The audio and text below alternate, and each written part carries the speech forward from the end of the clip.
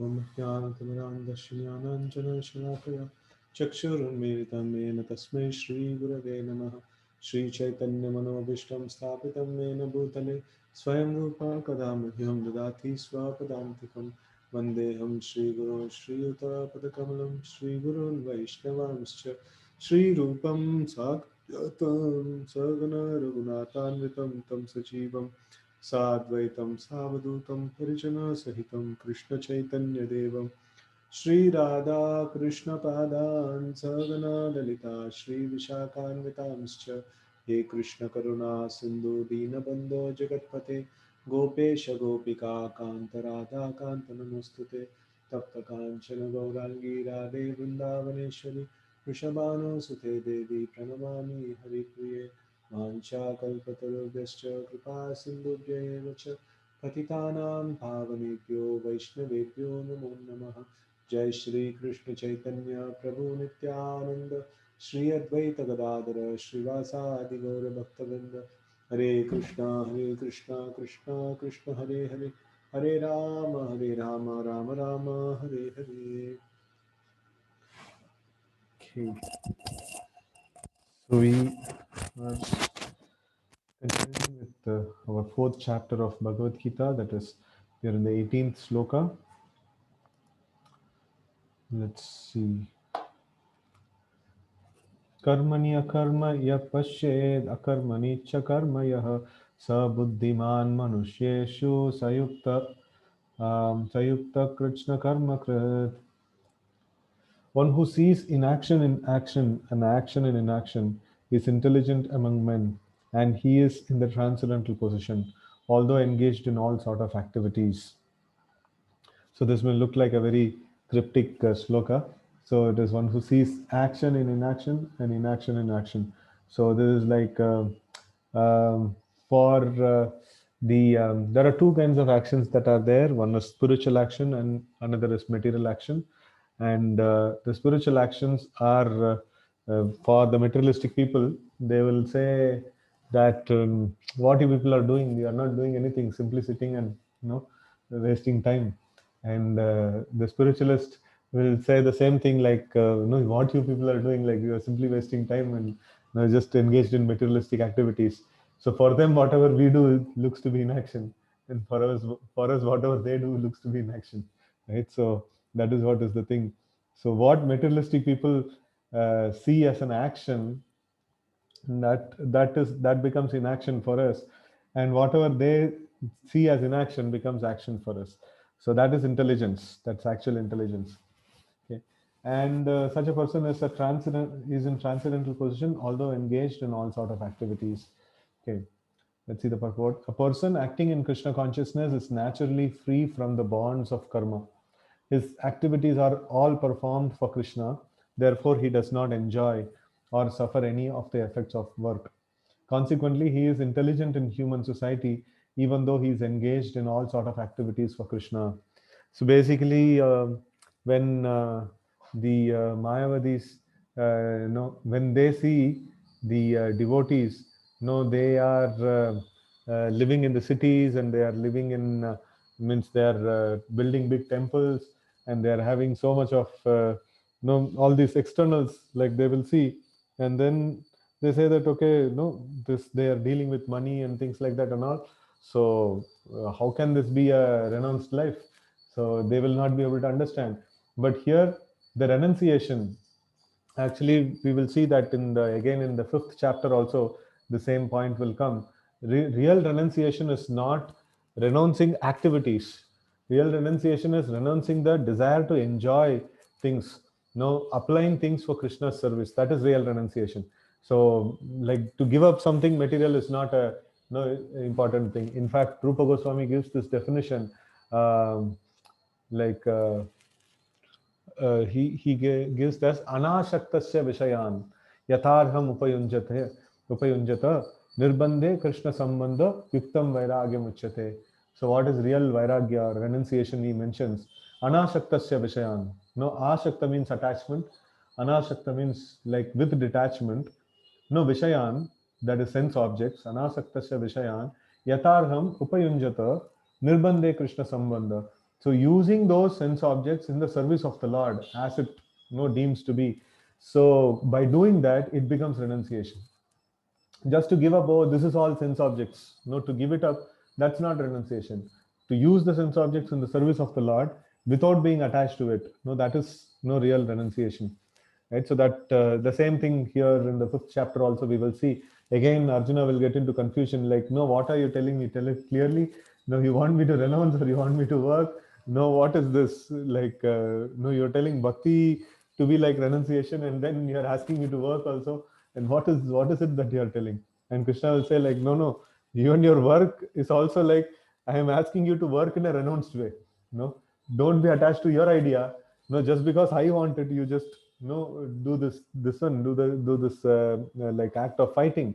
So in this way, like we can see that real renunciation means one may be engaged in all sort of activities, but it is all for Krishna, not for personal sense gratification. That is renunciation. Okay, akarma means without reaction to work. The impersonalist ceases fruitive activities out of fear, so that the resultant action may not be a stumbling block on the path of self-realization. But the personalist know rightly his position as the eternal servitor of the Supreme Personality of Godhead. Actually, impersonalist, for them, their goal is to become Nirakar and Nirvisesh, without any qualities and things like that. So even though they may build a mutt, they may do some kind of work, but they're always afraid that work, any work in this world will bind me again. So we should become, their goal is that we should become zero. you know, no work should be there, no interaction should be there, like completely in seclusion and things like that and all. So that is not the act of Krishna conscious person. They are not afraid about the sense objects. They know the sense objects belongs to Krishna, and they want to use it in the service of Krishna. Therefore, he engages himself in activities of Krishna consciousness.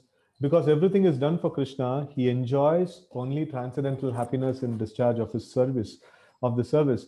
Those who are engaged in this process, are known to be without desire for personal sense gratification. The sense of eternal servitorship to Krishna makes one immune to all sort of reactionary elements of work. So though the devotee is dealing with sense objects, still it will not affect him, because he's doing it as a service to the Supreme Lord. That's the main, this one, that's an amazing aspect. So, and when he is doing this, he is getting so much of bliss in that. He is not gratifying his senses, but still he is getting so much of bliss in that. So in that way, like he is able to continue doing the service. Okay. Text 19. Yasya sarva samarambah kama sankalpa varjitah jnanani dagda karmanam tam ahu panditam buddha. Okay. One is understood to be in full knowledge, whose every endeavor is devoid of desire for sense gratification. He is said by the sage, he is said by sages to be a worker for whom reactions of work have been burnt up by the fire of perfect knowledge. Always this is the matter. Whenever there is knowledge is there, the immediate effect of knowledge is there is the karmic reaction gets burnt, and the person becomes peaceful, and he gets a lot of happiness within. So that's the sign of knowledge. So these days we see that people, after going to school, college, and after that, after so much of education, they get depressed, and that means they have not got any knowledge after all these things. So knowledge means a person has to become peaceful, happy, and like happy deep from within. So that is actually the sign of knowledge, right? So here we see that this person who's who's doing everything like devoid of desire for sense gratification. So he actually is considered to be a person who is very, very happy, because his reactions of the work are being burnt up by the fire of perfect knowledge. So in fact, when Arjuna was talking about in the second chapter, this is how this topic of knowledge also comes in, where Arjuna is lamenting about distress. Oh, I'll have distress. So then Krishna tells, like, why distress? No, if you have transcendental knowledge, then you'll not have distress at all. So this is what is going to take people out of distress. And in the same way, we can also see in this book marathon month, we are trying to distribute books and trying to distribute Bhagavad Gita as much as possible. So this transcendental knowledge is the perfect solution for making people happy, because knowledge is the one which can actually make people happy. There are I always tell this, like, whenever people say that people are they don't have sufficient things to eat, sufficient they don't have proper shelter, so many people are suffering and things like that. Yes, you can try to help them, but because of their karma, they will again and again come back to the same position. And even if you give something to them, they will still be miserable. No, definitely we should do something in that direction, but then we should not stop with that. We should also give knowledge to them. No, that is when we can actually, it's like if somebody has got a very serious fatal injury and accident or something like that. So if you just do the first aid and leave him, to die, that is not good. So you should do first aid, and actually you should admit him into the hospital, and you should, take for the further procedures, right? So in the same way, like providing food, providing shelter, this is like first aid. So first aid must be given, but then after that, operation also has to be done. After that, the further treatment has to be continued. So that is the dissemination of knowledge. That is the when we give the knowledge, then people become very happy. Then we don't. Then even if they don't have anything, also they will be happy. So we see so many of our devotees, like in their advanced stages, we see that the six Goswamis of Vrindavan, who were direct disciples of Sri Chaitanya Mahaprabhu, so they were all Tyaktva Turnam Asesha Mandalapati. It is mentioned. They were like ministers in the government, and they gave everything. They gave up everything, and they went to Vrindavan. And no, they were just not having any possession, no house, no shelter, and they were the most happiest people in the whole creation. And what's the logic that people who don't have anything, they are in distress? No, actually, like the elevated souls, those who are elevated in knowledge, they voluntarily give up everything, and they go to some forest or some holy place like this, and they live, and they're the most happiest people. So that goes to say that having things, in our having some opulences in our life will make us happy. It is actually a wrong conception. It is just a, what is that, just a satisfaction for the mind. Okay, I fed something to you, to now listen, the knowledge. So the listening to the knowledge is the most important thing. And if that is not happening, how much ever we try to externally patch up, even if we make him crorepati, still he will be miserable. No, the misery will not go out of him. Right? Okay. Purport. Only a person in full knowledge can understand the activities of a person in Krishna consciousness, because the person in Krishna consciousness is devoid of all kinds of sense gratificatory propensities. It is to be understood that he has burnt up the reactions of his work by perfect knowledge of his constitutional position as the eternal servitor of the Supreme Personality of Godhead. Okay, again, we see the definition of knowledge here. So knowledge means what? Knowledge means to have a clear distinction between what is matter and what is spirit. And a step ahead is still more better knowledge. That knowledge is what? Knowledge of his constitutional position as the eternal servitor of the Supreme Personality of Godhead. So to understand that I am a servant of the Supreme Lord is a higher sense of knowledge than just body and soul. And just getting this knowledge, we can burn so many reactions of the past work. So this is such a powerful, such an confidential knowledge it is, to know that I am servant of the Lord. Right? Okay. He is actually learned who has attained such perfection of knowledge.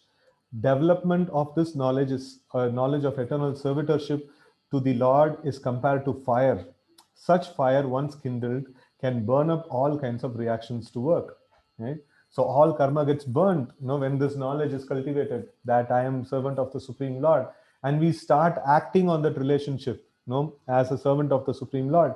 Then it is like, very, very, it burns like a wildfire, and it just burns up all the karmic reactions.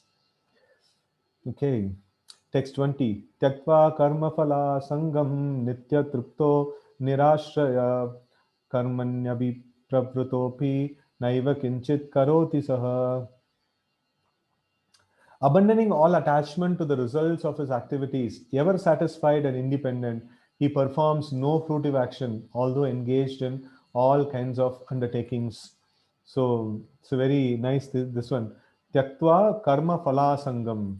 So it is like this enjoying the results of one's own work.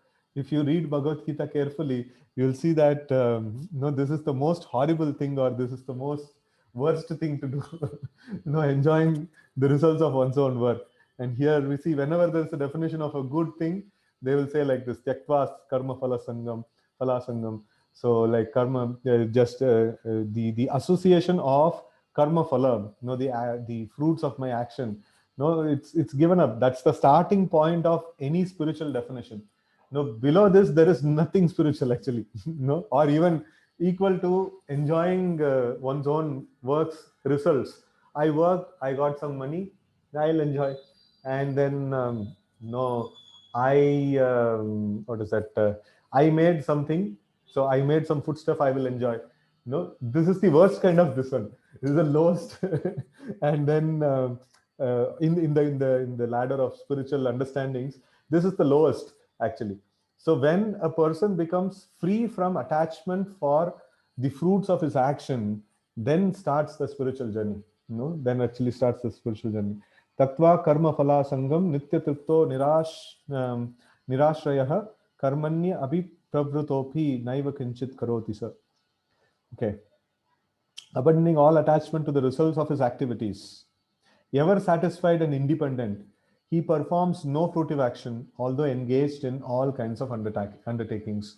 So here, Krishna is mentioning about how a devotee is engaged in all kinds of activities. Sometimes people ask us also, you're a sadhu, why are you using laptop and no mobile phone, and like you people are traveling in cars and things like that. What kind of sadhu you people are? So Krishna is mentioning that yes, it is not belonging to us, or sadhus are supposed to renounce. What they are supposed to renounce, they should not enjoy these things. They should try to use it in Krishna's service, right? So that is very important. So for that, everything should be used. Okay. Purport.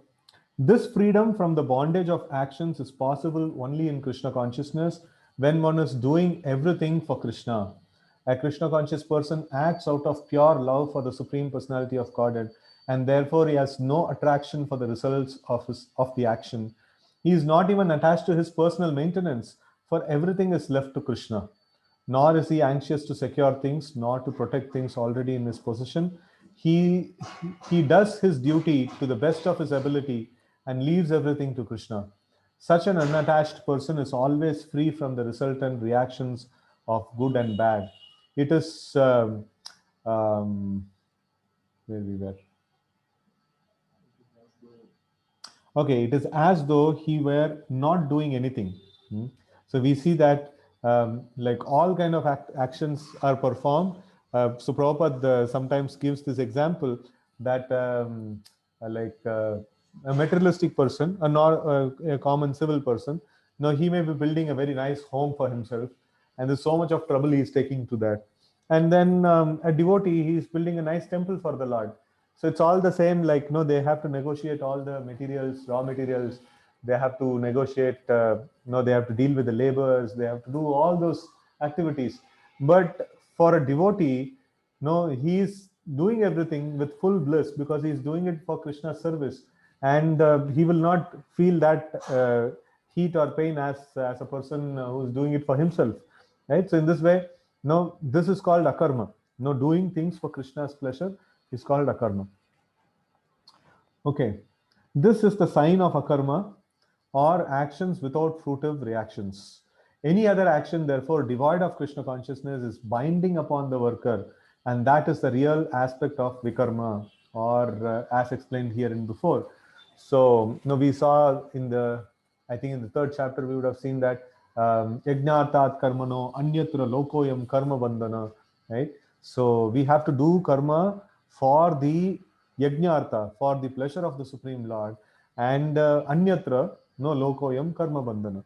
So then other activities actually creates bondage to the material, no bondage to us, right? So um, that's the explanation of this. And if we do things for Krishna's pleasure, so then we become Krishna conscious, and we burn up our reactions, and not only for this action, even the past reactions, everything gets burnt up by acting for the pleasure of the Lord. And if we don't do in that way, then it becomes vikarma, then it becomes opposite. Okay, text 21. निराशीर्यत चित्तात्मा त्यक्त सर्व परिग्रह शरीरम केवलम कर्म कुर्वन् नाप्नोति किल्बिषम्.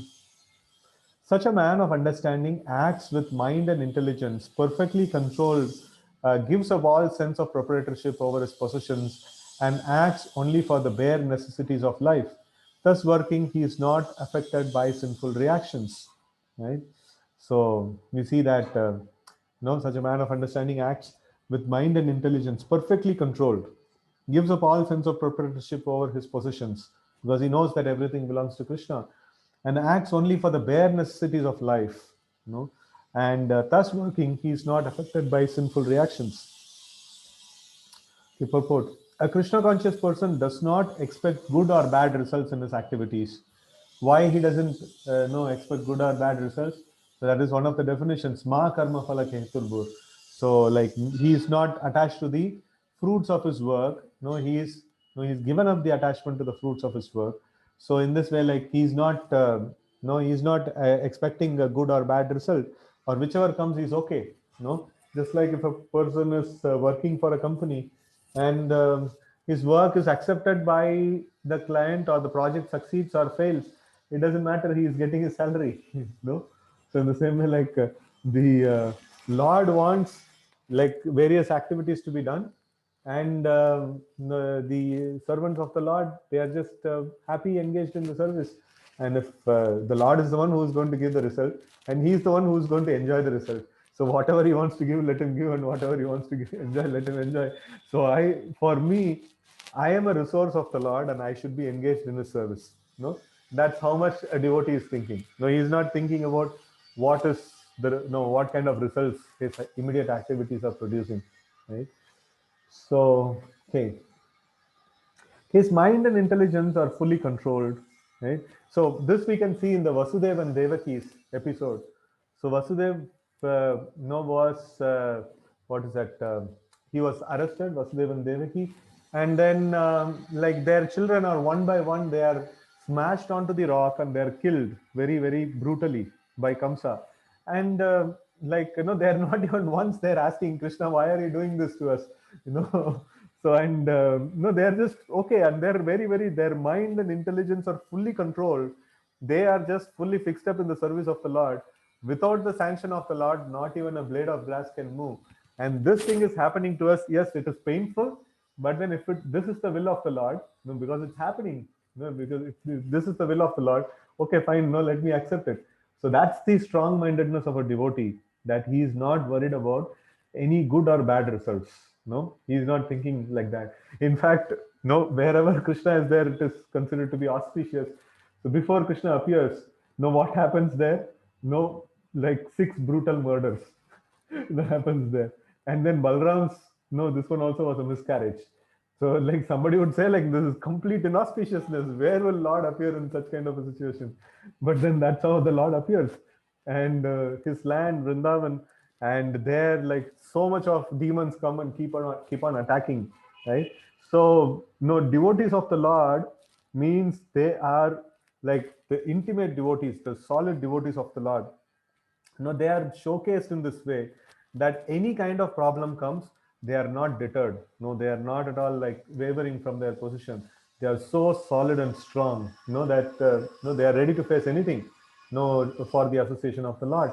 So that's how, when we chant in the morning japa, before japa we chant this Sikshashtakam prayers. So in that it is mentioned, Ashlishya padaratam pinastumam adarshanan marmahatam karotuva yata tata. Like, it says that whatever may be the problem, Whether you yourself ditch me, still I will not give you up. That's the way of the intense love towards the Lord. And Sri Chaitanya Mahaprabhu is expressing that kind of an this one. So in this way, like a Krishna conscious person, he's not expecting good or bad results. He can get the worst of the results. Still he will not be shaken. That's the important thing. Many times people think, oh, if I become a devotee, then like everything will go on nicely in my life. So then I always tell that we are in Dukkalayam Ashashvatam. This world is going to be like this only. It's going to be Dukkalayam. If by practice of Krishna consciousness, we will become strong within, that we will be able to handle all the problems that are coming. It's not that problems are going to be solved. Problems only will become more, as we get closer to Krishna. And then, but then we will become so strong, from within, that we will be able to face anything and everything. So then, we will get Krishna. We are not going to get Krishna so easily. So it is going to be like a difficult task in terms of externally. But then, as we are advancing Krishna, internally, so we will become very, very strong to face anything and everything, right? Okay. He knows that because he is part and parcel of the Supreme, the part played by him as the part and parcel of the whole is not his own activity, but is only being done through him by the Supreme, right? So I'm just a part. Like if, for example, if I have to lift some, heavy weight, and I'm using my right hand to place it under the weight, and then left hand in the top. So, if my right hand starts thinking, why is this partiality? Why have I have been kept underneath and the left hand is kept above? So, like the hand should feel, if the hand has a consciousness, it should feel, okay, somewhere or other I have been utilized in the service. That is important. So, where I am placed, how I am placed, it doesn't matter actually. So sometimes the Lord requires somebody to be poor, somebody to be like, in different situations, and somebody to go through some particular, pains and things like that. A devotee says, okay, this is the part of the plan of the Lord, and this is what he wants. Okay, let it happen. So ultimately, his service is getting done. So he should be, a devotee is like that. He thinks in that way. Okay, when the hand moves, it does not move out of its own accord, but by the endeavor of the whole body. A Krishna conscious person is always dovetailed with the supreme desire, for he has no desire for personal sense gratification. He moves exactly like a part of a machine. As a machine part requires oiling and cleaning for maintenance, so a Krishna conscious man maintains himself by his work just to remain fit for action in transcendental loving service of the Lord. He is therefore immune to all reactions of his endeavors. Even this is a nice aspect. He's working every work, like we will see later in the Bhagavad Gita, that every work has the contamination of karma. There is no work that is free of karma. Every work has the contamination of karma. But a Krishna conscious person, he is working for what? To maintain the body. So why he has to maintain the body? To be engaged in service of the Lord. Immediately all the karma that is generated through his work, everything gets destroyed, because ultimate goal is to serve Krishna. Then everything becomes neutralized. So he is therefore immune to all the reactions of his endeavors. Like an animal, he has no proprietorship even over his own body. A cruel proprietor of an animal sometimes kills the animal in his possession, yet the animal does not protest, nor does it have any real independence. A Krishna conscious person fully engaged in self realization has very little time to falsely possess any material object. For maintaining body and soul, he does not require unfair means of accumulating money. He does not therefore become contaminated by such material sins. He is free from all reactions to his actions. Okay. Text 22. Yadrichalabha santushto dvandva tito vimatsarah samasiddhava siddhau cha kritvapi na nibadhyate. So this is a very amazing, this one. Yadricha labha santushto means whatever comes by natural course of action. Yadricha labha. No, it's not a planned labha. It is not an a profit that I've worked very hard for and I've badly wanted and things like that. No, a Krishna conscious person is saying, Edrichalava Santushto. Whatever comes by the will of the Lord, he's just happy. Dvandvatito Vimatsaraha. So he Dvandvatito means like he goes above the this one above the this one like dualities. And Vimatsaraha. Matsarata means like enviousness. Vimatsaraha means like without enviousness, right? Samaha Siddhav Asiddhaucha, like perfection or success or failure. Siddha Asiddha means success and failure. Samaha, no, he's both equal. No, just because something has worked out well, he'll not become happy. Hey, no, I've done it, I've done it. No, it's nothing. And if something fails, okay, fine. No, that is also nothing. He's samaha, siddhau, asiddhau cha, kritvapina nibadhyate. No, in that kind of a person, no, he doesn't become affected or he doesn't get bound by the results of the action, right? Okay, we'll read the translation. He who is satisfied with gain which comes of its own accord, yadrichalabha, no gain that which comes of its own accord, who is free from duality, dvandvatita, and does not envy, vimatsara, who is steady in both success and failure, samas siddha asiddha, is never entangled, although performing actions. No, he can. Such a person can keep doing actions. He will never become entangled on any work. Right? Purport. A Krishna conscious person does not make much endeavor even to maintain his body. He is satisfied with gains which are obtained of their own accord. He neither begs nor borrows, but he labors honestly as far as in his power and is satisfied with whatever is obtained by his own honest labor. He is therefore independent in his livelihood.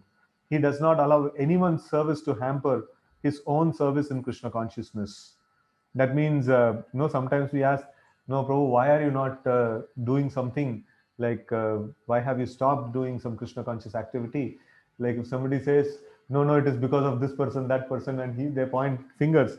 No, he did something to me, and no, I got disturbed, and like this happened, and I got disturbed. So here, that is what is mentioned. Like he does not allow anyone's service to hamper his own service in Krishna consciousness. Anybody may do anything. No, his meditation on the Supreme Lord will never stop. No, he will never give a reason why he is not Krishna conscious. Right? Okay. However, for the service of the Lord, he can participate in any kind of action without being disturbed by the duality of the material world. The duality of the material world is felt in terms of heat and cold, or misery and happiness. A Krishna conscious person is above duality because he does not hesitate to act in any way for satisfaction of Krishna. Therefore, he is steady both in success and in failure. These signs are visible when one is fully in transcendental knowledge. So when we go to the platform beyond the matter, we get situated in the platform of spirit soul, and even more higher, we get situated on the platform of being a servant of the Lord. So then what happens is, all these things what is described. So he becomes like happy with whatever on its own comes, like what is that, Yadrichalabha, and then Yadrichalabha Santushta, and then he is no dvandvatita. He goes beyond the dualities of this world, that is no siddhi and asiddhi, like success and failure. And vimatsara, he is not envious of anyone. Oh, like I am not having so much and this person is having so much. No, he envies. Like generally the world actually burns in envy. So everybody has somebody to look upon, and then they actually burn in envy. So this person says, okay, fine, no, he has got something, I don't have anything, it's okay. Let it be. So he's not Vimatsaraha. No, he doesn't have any this one. And such person and such kind of qualities is possible when one gets into the platform of transcendental knowledge. As described in the 4th chapter, transcendental knowledge. If you get that, it's so amazing. Okay, Gata Sangasya Muktasya Jnatva Jnana Vastita Chetasaha Yajna Yajnayacharata Karma Samagram Praviliyate. The work of a man who is unattached to the modes of material nature and who is fully situated in transcendental knowledge merges entirely into transcendence. So we see that how this aspect of what is that, our getting into the transcendental knowledge, to understand that Krishna's body is beyond matter, and to become servant of the Supreme Lord Krishna, so much of benefit is there. Slokas after slokas, Krishna is mentioning like that person who has understood the transcendental knowledge, he'll have all these symptoms, right? So it is really very powerful, actually. Okay, becoming fully Krishna conscious, one is freed from all dualities and thus is free from the contamination of material modes. He can become liberated because he knows his constitutional position in relationship with Krishna, and thus his mind cannot be drawn from Krishna consciousness. Consequently, whatever he does for Krishna, who is the primeval Vishnu. Therefore, all his works are technically sacrifices, because sacrifice aims at satisfying the Supreme Person Vishnu or Krishna. Right? So this is like every activity that he's doing is technically sacrifice. So generally, like I give this example because I did some service in the accounts, like related services in ISKCON. So like we have this one, like ISKCON is involved in doing some businesses like selling spiritual books and other spiritual items and things like that. So business is supposed to be what is that, they should have some kind of not the GST, like otherwise income taxes and things like that. So but now this business is why this business is done.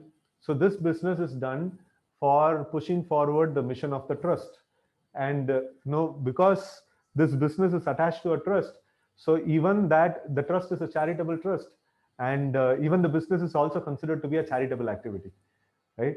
So because the end result of that business is used for charitable activity, so even the business is considered to be charitable activity. So in the same way, here we see a devotee of the Lord, no, he may be working outside just like any ordinary person to earn his livelihood. But why is he working? To maintain his body and to earn some money to do some devotional service to Krishna. So then that work, what he is doing outside, that becomes also a sacrifice. No, we cannot, like nobody has ever, nobody would have ever explained to us going to office and working, can be an yajna. And here we see that, Grahastha devotee, like he has to maintain his family, so he goes to work and he earns, but his whole and soul purpose of living is for maintaining Krishna consciousness, is for advancing in Krishna consciousness. Then his work also becomes an yajna. So that's the amazing aspect of Krishna consciousness, right? So therefore, all his work are technically sacrifices, because sacrifice aims at satisfying the Supreme Person, Vishnu or Krishna. The resultant reaction of all such works certainly merge into transcendence, and one does not suffer material effects. Okay? So this is amazing. This one. So Prabhupada also gives another example on this. In this context, he gives that example of a military man. He goes and fights in the border, and a thug in the this one in the city, like he also fights with other people, and like he is punished for his fighting. But then a military man, he goes and fights, and no, there is no reaction for him. He is not punished for that. So because he is doing it for the pleasure of the government, it is ordered by the government and for the pleasure of the government. So though the activity is killing, still it is authorized. So same way here, Arjuna, what devotional service is doing? He's doing, he's just killing people, and that's the devotional service that is given to him. And he's advancing in Krishna consciousness by doing this activity of killing in the battlefield of Kurukshetra. Right? So all actions, if it is done on the guidance and of a bona fide devotee, and it is for the pleasure of Krishna, so then it becomes then it becomes this one yajna, sacrifice. The resultant actions of all such works certainly merge into transcendence, and one does not suffer material effects. Okay, text 24. Brahmarpanam brahmahavir brahmagno brahmanahutam brahmaiva tena gantavyam brahma karma samadhina. So this is a very technical kind of a sloka it is. Brahma arpanam. So like the thing that I am offering to the Supreme Lord, who is Brahman, the thing that I'm offering is also Brahman. Why? Because everything that I'm trying to offer is made of earth, water, fire, air, ether, And what is this earth, water, fire, air, ether? No, it is energy of Krishna. Bhumirapo, Analovayo, Kamano, Buddhirevacha, Ahankara Mitiyame, Binna, Prakriti Rashtada. So this is Krishna's energy, and Krishna and his energy are non-different. So this is Brahma Arpanam, Brahma Havir, Brahma Agno, Brahmana Hutam, Brahma Ivathena Gantavyam, Brahma Karma Samadhina. So everything that is involved is Supreme Lord only. Right? A person who is fully absorbed in Krishna consciousness is sure to attain the spiritual kingdom because of his full contribution to spiritual activities, in which the consummation is absolute and that which is offered is of the same spiritual nature.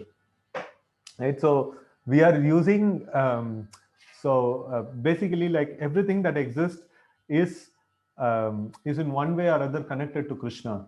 Materialism means being in this creation and not having our connection, or not realizing our connection with Krishna. That is materialism. No, the moment we realize our connection with Krishna, immediately it becomes spiritual. No, immediately that thing becomes spiritual. So, and all that we are trying to offer to Krishna is also Krishna's energy, right? And what we can offer, like, generally we would see that people in the Ganges, they would worship Ganges, so they would take the water of the Ganges and offer it back to Ganges, right? So it is Ganges water, Arpanam to Ganges water, like that here, Brahma Arpanam, Brahma Havi. So it is, it's everything that exists is the Lord's property and Lord's energy. So generally, the Mayavad sect of people, they are very fond of this sloka. In fact, they use this sloka often, and they say that no, Brahman is merging with Brahman, and no, everything that exists is Brahman, and things like that. So they are very, very fond of this sloka. Devotees don't use this sloka too much. Like, no, it's okay. It's kind of knowledge. This comes under the platform of knowledge. So Krishna goes on in Bhagavad Gita to say that, furthermore, now I'm giving you more confidential knowledge, more confidential knowledge. He gives much more higher confidential knowledge than this. So devotees are not very much attracted to these topics. Okay, anyways, now we can see the Krishna conscious perspective of this sloka. Purport: how activities in Krishna consciousness can lead one ultimately the spiritual goal is described here. There are various activities in Krishna consciousness, and all of them will be described in the following verses. But for the present, just the principle of Krishna consciousness is described. No, this is not the detail actually. This sloka is not the detail. This is just the principle of Krishna consciousness. What is the principle? I am not going to offer anything new to Krishna. No, everything that I am going to offer to Krishna is Krishna's energy only, Krishna's property only. So that's the principle. A conditioned soul entangled in material contamination is sure to act in material atmosphere, and yet he has to go out of such an environment. The process by which the conditioned soul can get out of this material atmosphere is Krishna consciousness. For example, a patient who is suffering from a disorder of bowels due to overindulgence in milk product is cured by another milk product, namely curds. The materially absorbed conditioned soul can be cured by Krishna consciousness as set forth here in the Gita. The process is generally known as yajna or sacrifice, simply meant for the satisfaction of Vishnu or Krishna. So, just a minute, we'll just close the window here, then we'll start. Okay, so we see that the example that Prabhupada takes is a very nice example. A patient who is suffering from stomach disorder because of overindulgence of milk, and he gets cured by the another milk product, that is curd. Curd actually solves the this one, loose motions and things like that. So here we see that this thing happens, but the same milk transformed in another way, that actually solves the problem. So in the same way, our problem is what? We get caught up with sense gratification. So that is our problem. The sense objects is the problem. The same sense objects used in a little different way, that can solve the problem. So how is that? So, like, we want to eat anything and everything. So we cook nice prasadam, offer it to the Lord, nice boga, offer it to the Lord, and honor prasadam. So when we have prasadam, The same food we are going to take, but then it is transformed a little, and then that becomes a solution, no, rather than the problem. And then we see that in this way, like no, we smell the flowers that is offered to the Lord, and we see the beautiful form of the Lord, rather than seeing some other things of this world, no other beauties of this world. No, we are seeing the beauty of the Lord, right? So in this way, like our senses are engaged in the sense objects, but then it is transformed a little bit, just like a milk transformed into curd can cure the problem that is created by the milk. So in the same way, the sense objects, which is bhoga technically, which is converted into prasad, can cure the problem that is created by the bhoga, that is created by the direct enjoyment of this world. Right? Okay. The more the activities of the material world are performed in Krishna consciousness or for Vishnu only, the more the atmosphere becomes spiritualized by complete absorption. The word Brahman, means spiritual. The Lord is spiritual,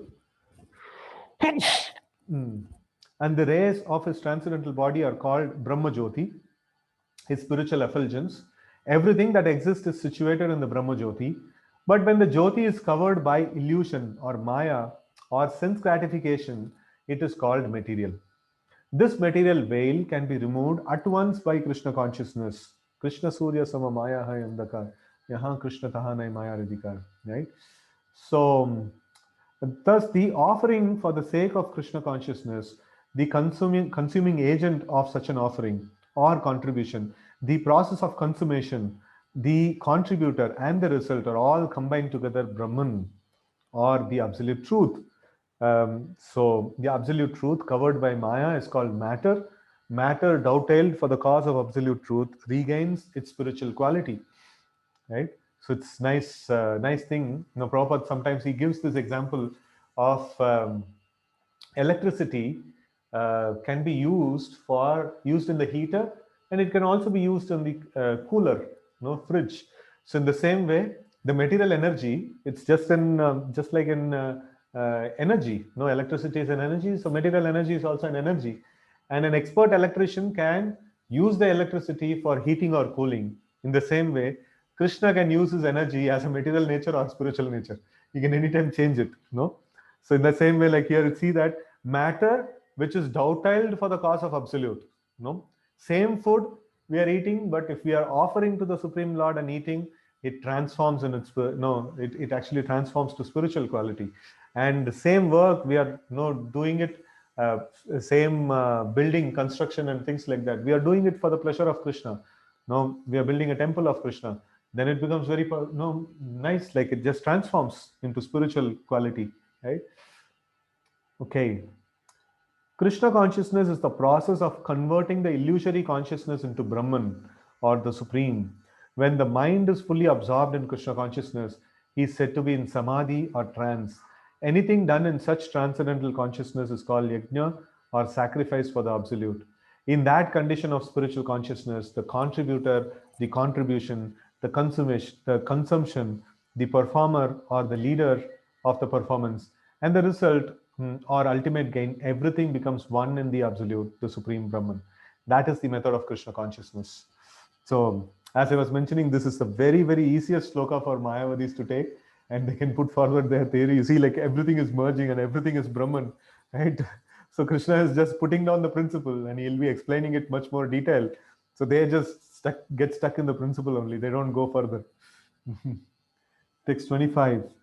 Daivameva pare yagnam yogina paryupasate brahmagnav apare yagnam yagne naivopa juhvati.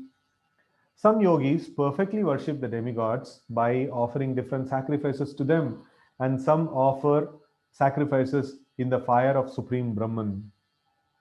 Purport. As described above, a person engaged in discharging duties in Krishna consciousness. Okay, it's 2:50.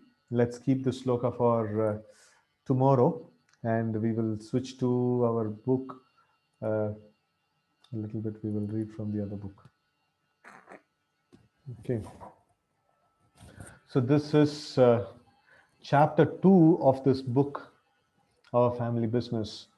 A great art of distributing Srila Prabhupada's books. That's the subject tagline of this book. Okay. Becoming an ambassador of goodwill. My spiritual master and ISKCON's founder Acharya Srila Yeshi Bhaktivedanta Swami Prabhupada was born on September 1st, 1896 as Abhay Charan Day. He first met his spiritual master in 1922. It was at that first meeting that Srila Bhaktisiddhanta Saraswati Thakur asked him to go to the West to preach in English the message of Sri Chaitanya Mahaprabhu. Convinced that Sri Chaitanya Mahaprabhu's message was the panacea for suffering humanity, he took his guru's request seriously. From that day on, he later told us he always thought of how to execute his spiritual master's order. Later, during Later, during Kartik in 1935, Abhay Charan received full confirmation of his lifetime service at a meeting with his guru at Radhakund. This time, Srila Bhaktisiddhanta told him that if he ever got money, he should print books. In, in December 1936, Srila Prabhupada wrote his guru a letter asking how he could best serve him. Srila Bhaktisiddhanta's response dated December 13, 1936, just 2 weeks before he passed away, reconfirmed his initial request that Srila Prabhupada preach Krishna consciousness in the West. In 1956, Srila Prabhupada formally retired from his business and family life and then took sannyas in 1959. Throughout all these phases of his life, he kept his spiritual master's order in his heart while he was finally able to act on it. Srila Prabhupada recalls, with no companion, I loitered here and there until 1959. When I took sannyas, then I was completely ready to discharge the order of my spiritual master. Filled with sincere humility, Srila Prabhupada writes that from the day he received his spiritual master's order, he desired to fulfill it. Yet he felt quite unfit to do so. Nonetheless, he fixed his life's goal on fulfilling that order.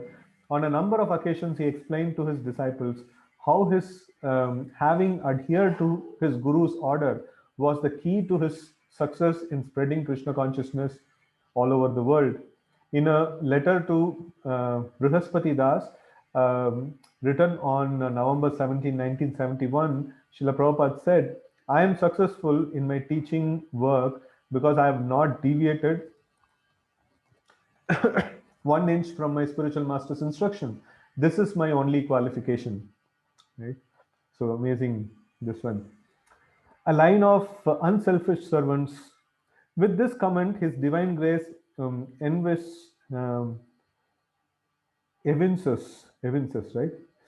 Evinces his fidelity to his spiritual master as well as the essential mood of a true ambassador of goodwill. Right?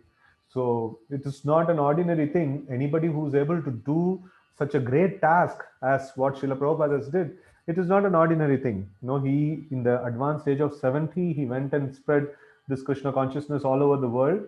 Srila Prabhupada, of course, he is a great soul. But then here he is mentioning that this greatness is because he has not deviated from the instruction of his spiritual master even a single inch. That is the power of his. That is his power that he is mentioning, right? Okay. An ambassador is a person who acts as an official representative of a country or specified activity. Everyone in this world works for someone else, but it's rare to find someone who works without a profit motive. As difficult as it is to find someone serving purely out of goodwill, Narad Muni encourages us each to strive for such unselfish work, for it is the eternal duty of the living entity. Every soul is by nature a servant.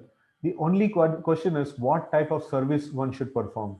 In his manual of pure devotional service, the Bhakti Rasamrita Sindhu, Srila Rupa Goswami quotes a verse in which an aspiring devotee expresses remorse for having blindly followed the bad masters of his worldly desires. Kamadinam katina katita palita durnideshis.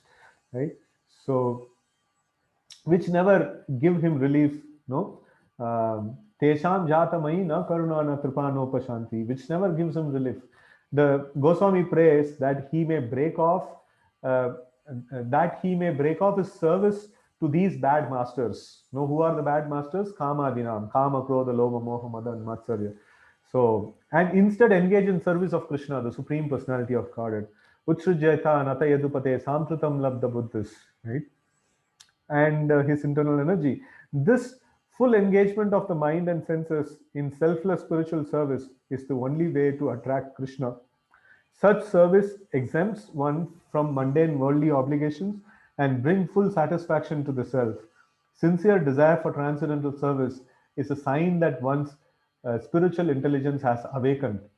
A person who receives instruction for divine service from Krishna's authorized representative and then takes it up wholeheartedly invokes the blessings of his spiritual master and the previous teachers in the line of pure devotion. In a handwritten letter to the boys and girls who were distributing books in Los Angeles, ISKCON community, Srila Prabhupada wrote, "You are working so hard for broadcasting the glories of Lord Krishna's lotus feet, and thus my Guru Maharaj will be so pleased upon you. Certainly, my Guru Maharaj will bestow his blessings thousands of times more than me, and that is my satisfaction." On hearing from scripture that only unmotivated, uninterrupted service to God can completely satisfy the self, the wise aspire to render such service. The previous masters in the line of devotional service all agree that such a person will not be disappointed. Even neophytes who follow the authorized previous masters and catch the spirit of pure devotion to Krishna at once become effective ambassadors of goodwill and gradually become flawless servants of the Supreme Lord, despite their present shortcomings. Srila Prabhupada confirms this truth in his purport to Sri Chaitanya Charitamrita Madhya Leela 15106. When the novice engage in devotional service and follow the order of a bona fide spiritual master, he is a pure devotee. Anyone can take advantage of hearing about Krishna consciousness from such a devotee and thus gradually become purified. In other words, any devotee who believes that the holy name of the Lord is identical with the Lord is a pure devotee, even though he may be in the neophyte stage. By his association, others may also become Vaishnavas. Okay. Narad Muni thus declares pure devotional service rendered to the Supreme Lord is spiritually so potent that simply by hearing about such transcendental service, by chanting its glories in response, by meditating on it, by respectfully and faithfully accepting it, or by praising the devotional service of others, even persons who hate the demigods and all other living entities can be immediately purified. So, with this, we will stop today's discussion. And here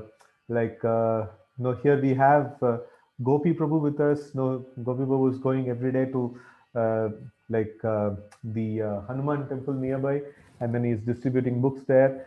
So even in this situation, it's like very, very inspiring for all of us. And I request all devotees to try to do some distribution and try to gift some books or induce some people to take Bhagavad Gita, or even we can collect Shastra Dan, wherein we can go and distribute books in some schools and other places and all, so where people may need these kind of spiritual literatures. So in this way, we can actually do something, for this worldwide mission of book distribution, and to please Srila Prabhupada, right? So Srimad Bhagavad Gita ki jai, book distribution marathon ki jai, Srila Prabhupada ki jai, Hare Krishna.